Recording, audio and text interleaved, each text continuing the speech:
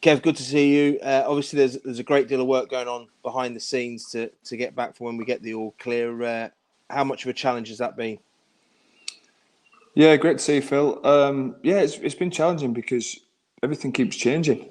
Um, with the social distancing, with the guidelines we keep getting sent out from the RFL, they keep getting updated weekly. So that's proved quite difficult to work through, but we're getting there now. Whenever we get the date to go ahead and start back training, we feel we're in a really good place to be able to do that. We feel we'll have a really safe environment, and we'll be ready to go. And you've got good contacts over in the NRL. Have you been speaking to people about how it's working over there to give us a bit of guidance? Yeah, very much so. Although they're in a very, very different place to us, I think the number of deaths over in Australia is just above 100. So when you compare that to what we've got over here, we've got far greater problems. So a lot of the things they have used and put in place, the RFL have not copied it, but have utilised some of it to ensure that we're in the best place possible. And then I think with the Premier League moving forward and that being so positive in this country, the guidelines seem to have been used from some of the Premier League stuff over here too. So we've probably got the best of two of the greatest sporting competitions in the world. Again, with our own slant on it, but we very much think we'll be in a good place. And I know that Sue Ward, our operations director, and Marwan, our club doctor, they've been working closely on getting those protocols spot on for the unique surroundings that we have at Kirks, at the training ground and at the stadium. Yeah, very much so. Sue has been outstanding. Can't speak highly enough of her. I think the work she's put in throughout this period has been unbelievable, really. And likewise with Marwan. When you're responsible for the health and care of such a big organisation as ours, he's been outstanding too. And I probably should mention here Sarah Tate, our HR manager, who's been wonderful throughout this as well, provided so much support to everybody, and has been a great help to Sue as well. I think there's, as you can imagine, there's a lot of data protection, a lot of details that have to be collected over sort of the next couple of weeks, moving into getting ready to bring people back, and Sarah will be at the forefront of that as well. So I think it's been a real team effort. Everybody's absolutely wants to make sure that Edinley and Kirkstall are the safest places around. And speaking to a few of the players, they're getting excited now. They can see light at the end of the tunnel. Hopefully, there's a big meeting this evening for the Super League clubs. How much do you think they'll be looking forward to it? Yeah, very much so. Likewise, Phil, I speak to them regularly, and they're all itching to get back. I think the first couple of weeks, they really got on with it, but they saw it as a bit of family time, some time to spend at home. But now it's been going on sort of 14, 15 weeks. They're itching to get back. They're training really hard. We've been really careful. We've not prescribed them anything. We've asked them to be smart and keep themselves in good nick. And they've absolutely done that. I tip my hat to them all. They've been awesome. Everyone I've spoken to, there's no moaning, there's no carrying on. They're just itching to get back and playing. And if you remember, we was in a decent spot. We had a decent start to the year, apart from the whole game, and we felt we were building some momentum. And the lads are really keen to get back in and continue that. And it's been interesting watching the NRL how quickly the intensity of the games has come back into the fixtures. Yeah, I think ours will be exactly the same. I think lads will be fit and raring to go.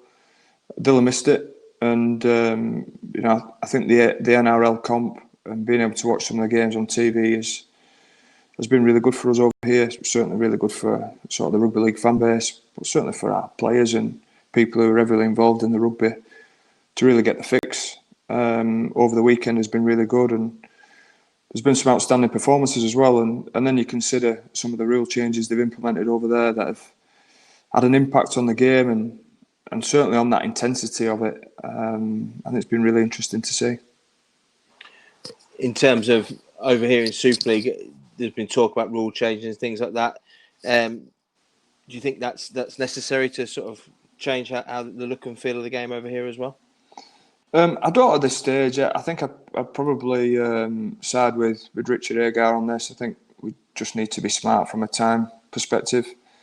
I think we're 3 or 4 weeks now back into the NRL comp, and it looks a fantastic product to me. It looks very quick, it's very intense, it's very entertaining.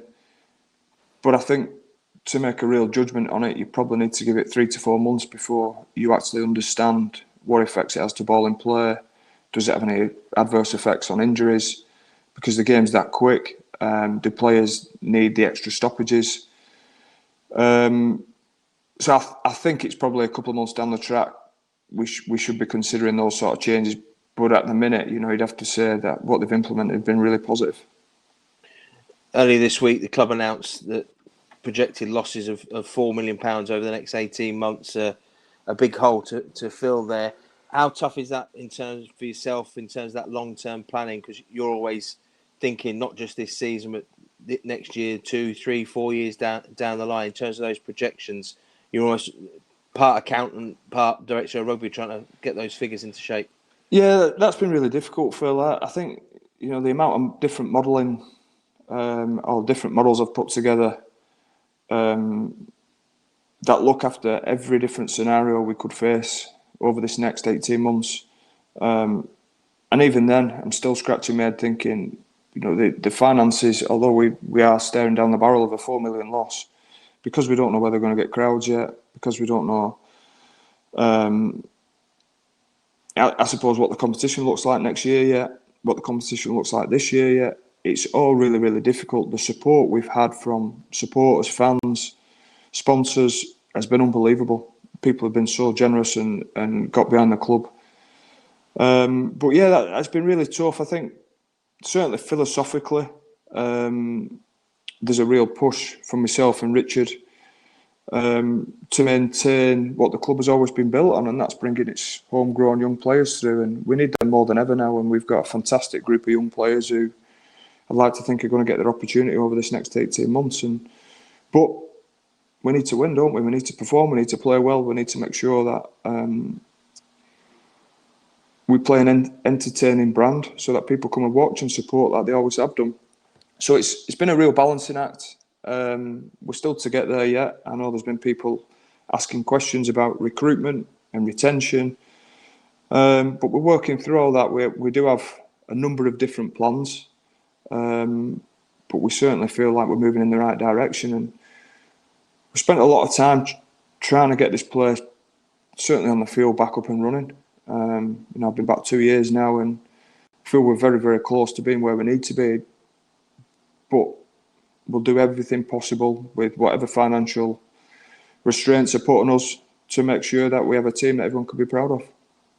And I suppose the great bonus on that is, just before lockdown there, we announced Cameron Smith's new deal. He was the last of that group of players to agree a long-term deal, that young group of players. So they're locked in for the next few years, and we can start to build a team around them guys.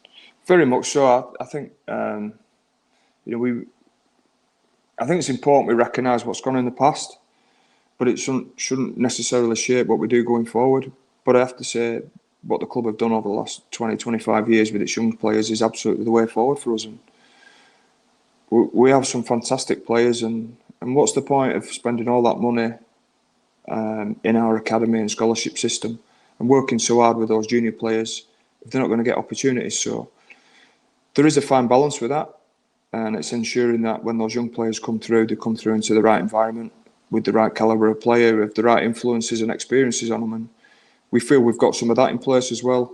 We've certainly got some targets from a recruitment perspective, but we've got some out of contract players this year, and they all know exactly where they stand, and they certainly at the minute hold the key to the door. And it's how we perform when we get back will be really important. Just away from the rugby, last night we saw Liverpool win the Premier League for the first time in 30 years. You were captain of a team that ended a 32-year drought to win a championship. Can you imagine what those guys are going through? And when you remember back to 2004, did you feel the weight of history on you to end that drought? Well, I just think congratulations to Liverpool. I think they've done it in style. I think Jurgen Klopp's done an amazing job. I think Man City have been outstanding as well with Guardiola, but Klopp and the way that they play, that counter-attacking style has been outstanding and fully deserved champions. Probably a little bit different to what we were because they've still got games to play and they won't be able to celebrate as much as we did after the one in 2004. But yeah, I think certainly at the time we started to feel the weight of expectation towards the back end of 2004. If you remember rightly, we got beat by Bradford at home in the playoffs. That was probably a turning point for us to say, it doesn't really matter now. That was a game where we probably underperformed, and some of that were down to the pressure we felt and the tag that was put upon us. But after that, it didn't matter. That weight was completely removed, and we wanted to win it because it was absolutely the best thing in the world for us to do at that time, and brilliant memories. It was interesting when we were at Anfield for Magic Weekend last year how they didn't seem to overburden the squad with the glories of the past. It was very much about that current squad and what you're saying there in terms of it was about that team in 2004, not necessarily what had gone on previously at the club. Yeah, and I think that's certainly our approach now with it. If we keep looking back on that golden decade and keep hitting people with a stick about it and saying, we want to win trophies like we did for this period. Well, of course we do, but we've got to forge a new path. We've got to get a new vision and a new direction, which we've put together, and we've got to embrace some new young players and really help them. Help them put together a team that we can all be proud of, and when we do that, we know the results will come. They're certainly a very talented group who are hungry and desperate to win, and they certainly want to do the city proud as well.